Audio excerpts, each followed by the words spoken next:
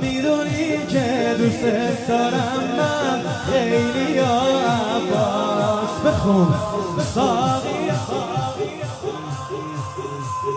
میدونی که دوست دارم من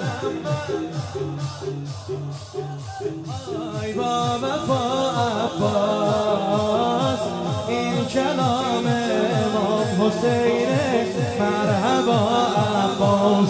باقی نور افاقی ایها الساقی یا عباس. ایها سید و سالار اینو پرچم دار یا عباس.